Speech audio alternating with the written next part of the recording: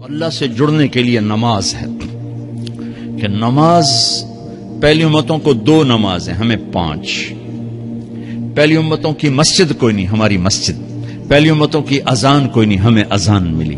اور اذان اتنا بڑا عمل بنا دیا میرے نبی نے کہ آپ نے فرمایا کہ اذان دینے والا قیامت کے دن سب سے اونچے مقام پر کھڑا ہوگا. حضرت علی فرمایا کرتے تھے کاش میں اللہ کے نبی سے حسن حسین کے لیے مسجد نبوی کی اذان مانگ لیتا. یہ حضرت علی فرمایا کرتے تھے.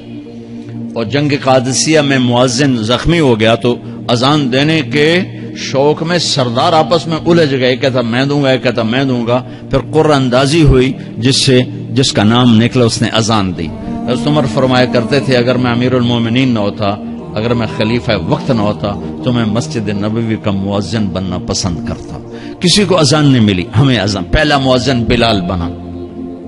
پہلے مؤذن اللہ نے بلال کو یہ عزت عطا فرمائی. دنیا میں یہ ہے اور آخرت میں یہ ہے کہ میرے نبی نے فرمایا کہ جب جنت میں جانے کا وقت آئے گا نا تو جنت کی میرے لیے سواری لائی جائے گی.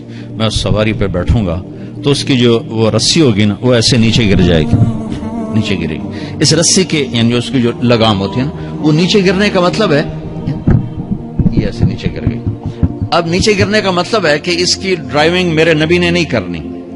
کوئی آنے والا ہے، کوئی ڈرائیور آنے والا ہے جو رسی پکڑ کے چلے گا، کوئی کوچبان آنے والا ہے جو اس کو پکڑ کے چلے گا. رسی کا گرنا ایک انڈیکیشن ہے کہ کوئی نصیب والا اب آئے گا. جب آپ کی سواری کھڑی ہوگی رسی نیچے ہے تو اب سب کی گردنیں ایسے ہوں گی، کون؟ سب قیاس کر رہے کون کون کون. اللہ کی طرف سے اعلان ہوگا بلال کو بلایا جائے. بلال بلال تو بلال آپ کی سواری کی لگام پکڑیں گے. اور آپ نے فرمایا کہ سب سے پہلے میں جنت میں جاؤں گا اور بلال میرے ساتھ ہوگا، میری سواری کی لگام پکڑے ہو جائے گا.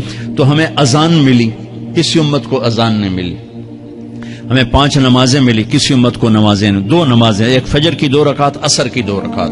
باجماعت نہیں، ان کو اپنی کتاب یاد نہیں، ہمیں قرآن یاد ہے. میرے مدرسے میں ایک بچہ اب ماشاءاللہ امریکہ میں وہ پڑھا رہا ہے، اس نے 30 دن میں قرآن یاد کیا.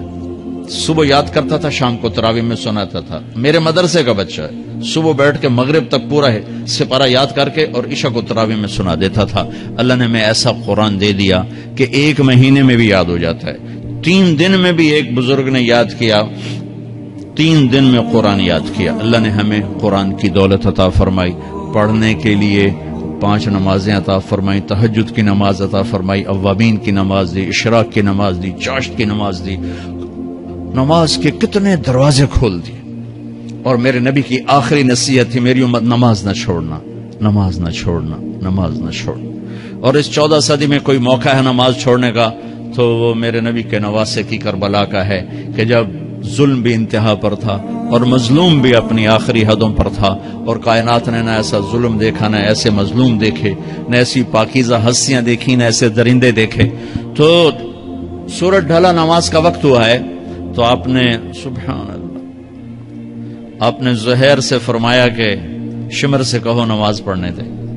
نماز پڑھنی ہے، امت کو پیغام دینا ہے کہ یہ کسی حال میں چھوڑنے کا کام نہیں ہے.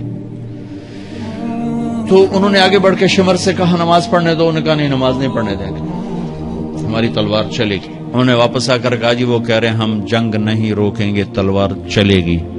تو پھر یہ نہیں فرمایا اچھا چلو ٹھیک ہے سر دے ہو. فرمایا اچھا آدھے نماز پڑھو، آدھے جنگ کرو. آدھوں نے نماز پڑھی، آدھوں نے جنگ کی.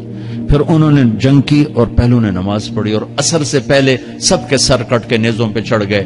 یہ وہ ہستیاں ہیں جن کو میرے نبی نے کہا میری آنکھوں کی ٹھنڈک حسن حسین، میرے جگر کے ٹکڑے، میرے جنت کے پھول. پتہ نہیں کیا کیا تشبیہات دی ہیں میرے نبی نے. اب جنت کے نوجوانوں کے سردار حسن اور حسین. اور پھر نماز نہیں چھوڑی. ان کو جنت کی بشارت تو ماں کے دودھ پیتے مل گئی تھی، کربلا کی وجہ سے نہیں ملی سرداری ان کو. وہ تو ان کے سر کا صحرا ہے الگ. ان کو سرداری جنت کے ملی ماں کا دودھ پیتے ہوئے کہ جنت کے نوجوانوں کے سردار ہیں حسن اور حسین. نماز نہیں چھوڑی. میرے عزیزو نماز نہ چھوڑو. اللہ کا شکر ہے میں آپ بچوں کو دیکھ کے مجھے اپنا کالج کا دور یاد آ رہا ہے. ہمارے دور میں ایک نعیم الدین صاحب گورنمنٹ کالج لاہور میں تبلیغ کا کام کرتے تھے اور وہ اکیلے ہی نماز پڑھتے تھے، کوئی نمازی نہیں ہوتا تھا، اور کسی لڑکے کی داڑھی نہیں تھی، کسی لڑکے سوا سے ایک نعیم الدین۔ اب ہر کالج میں جائے داڑھیوں والے بچے نظر آتے ہیں، ٹوپیوں والے بچے نظر آتے ہیں، کوئی لڑکی کے سر پہ دوپٹہ نہیں ہوتا تھا، کوئی ایجوکیشن تھی۔ اب لمز جیسی یونیورسٹی میں بھی لڑکیاں پورے برقعے میں ہوتی ہیں، حجاب میں ہوتی ہیں، نقاب میں ہوتی ہیں۔ جہاں برائی کا گراف اوپر گیا تو نیکی کا بھی اوپر گیا، جہاں برائی کا لیول اگر بڑھا ہے تو نیکی کا لیول بھی بڑا ہے۔ اتنا بڑا میری نسل کا مجمع اللہ کی بات سن رہا ہے، یہ اس دور میں کوئی تصور نہیں کر سکتا تھا۔